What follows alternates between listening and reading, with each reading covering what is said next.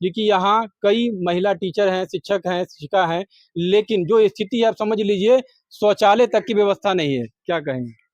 Sir थोड़ा सा problematic तो है, बाकी हाँ गांव के लोग कोऑपरेटिव हैं तो उनके घर में हम यूज कर लेते हैं। भवन भी नहीं है, बिना भवन का, बिना क्लासरूम का चल रहा है विद्यालय। Actually sir I am new here, मैं अभी नई हूँ तो मुझे ज्यादा नहीं पता इसके लेकिन तो बारे आप में। ये पेड़ के नीचे चल रहा है ना विद्यालय? हाँ सर, पेड़ के अंदर चल ही रहा है आप फिलहाल तो। कब से हैं यहाँ पदस्थापित? मैंने 15 मई को ज्वाइन किया है, क्या 15 मई को। क्या कहेंगे प्रशासन को या जो शिक्षा विभाग है? एक तो शौचालय और जो भवन है, जमीन तो नहीं है जैसा कि बताया हेडमास्टर साहब, क्या कहेंगे?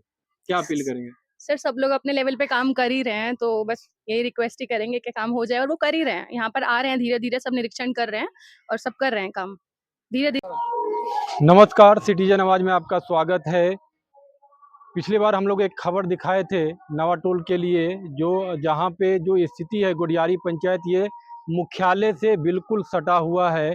अभी हम लोग प्राथमिक विद्यालय ज्ञानटोल है जो पूरी तरीके से हरिजन बस्ती है, और 2004 से बिना भवन और बिना क्लासरूम का ये विद्यालय चल रहा है, इनका ऐसा कहना है।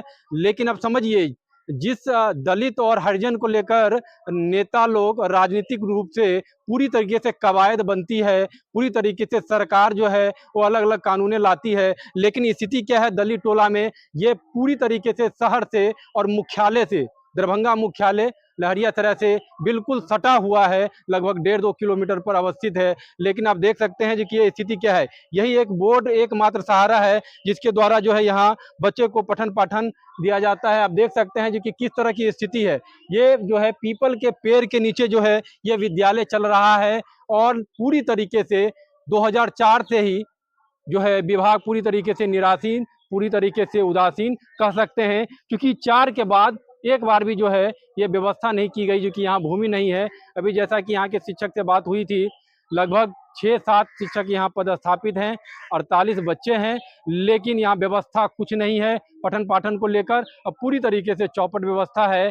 और यहाँ के जो स्थानीय विधायक हैं वो बिहार सरकार में समाज कल्याण मंत्री हैं मदन सहनी, जो यहाँ से विधायक हैं। समझ लीजिए दरभंगा एनडीए का गढ़ है पूरी तरीके से, सांसद भी यहाँ एनडीए की है, कई मंत्री जिला से आते हैं, लेकिन दरभंगा जिला की जो स्थिति है वो आप देख सकते हैं जी कि भूमि नहीं है, भूमिहीन विद्यालय 2004 से ही चल रहा है और मुख्यालय से सटा हुआ। ये पूरी तरीके से स्थिति आपको दिखा रहे हैं। एक शेड बनाया गया है, अब देख सकते हैं जी कि वो जो शेड है वो एक शेड बनाया गया जो कि जो पानी के समय या बारिश के समय जो है उस शेड के अंदर किस तरह की स्थिति है वो समझ लीजिए।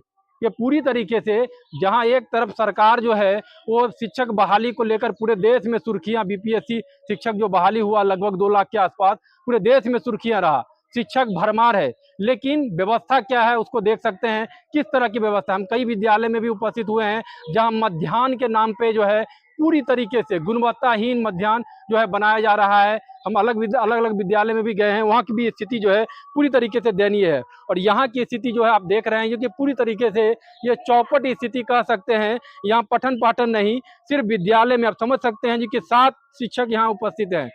अगर एवरेजिंग पकड़ लेते हैं तो लगभग 2.5-3 लाख रुपया जो है महीने का सरकार का इस पे खर्चा है, लेकिन गुणवत्ता यहाँ शिक्षा जो है वो पूरी तरीके से शून्य है। ऐसा कह सकते हैं, गलत नहीं होगा। लेकिन स्थिति समझिए, जिला मुख्यालय के बिल्कुल समीप है, और बहादुरपुर विधानसभा अंतर्गत ये आता है। गुडियारी पंचायत का ये पूरा मामला है जिस मामला को दिखा रहे हैं। इससे पहले हमने जो है एक मामला आपको दिखाया था गुडियारी पंचायत के दूसरे दलित टोला को लेकर। दलित को लेकर राजनीति किस तरह से होती है देश में और किस तरह से होती है बिहार में वो आप जानते हैं। अलग अलग नेता दलित को लेकर जो है राजनीति करती है, लेकिन स्थिति क्या है, दलित बस्तियों की क्या स्थिति है? क्या सरकार की योजना वहाँ पहुँच पा रही है? क्या वहाँ के बच्चे को शिक्षा की जो व्यवस्था है, जो गुणवत्ता है, जो सर्व शिक्षा अभियान है, जो शिक्षा का अधिकार है वो उसको मिल पा रहा है, उसके अधिकार को मिल पा रहा है? ये काफ़ी जो है सवाल है यहाँ के जनप्रतिनिधियों को लेकर। यहाँ के जो विधायक हैं, जो राज्य सरकार में मंत्री भी हैं मदन सहनी, क्या उनके बच्चे जो है सरकारी विद्यालय में जाते हैं? क्या यहाँ के जिलाधिकारी के बच्चे सरकारी विद्यालय में जाते हैं? कई बार हाईकोर्ट इस बात को जिक्र किया है, जो आप अपने बच्चों को भेजिए। काफ़ी बड़ा सवाल है। जो शिक्षक, जो पदाधिकारी, जो मंत्री, जो विधायक, जो जनप्रतिनिधि इस बात की कवायद करते हैं, जो सामाजिक सुधार को लेकर वो कार्यरत हैं, क्या वो सामाजिक सुधार हो पा रहा है?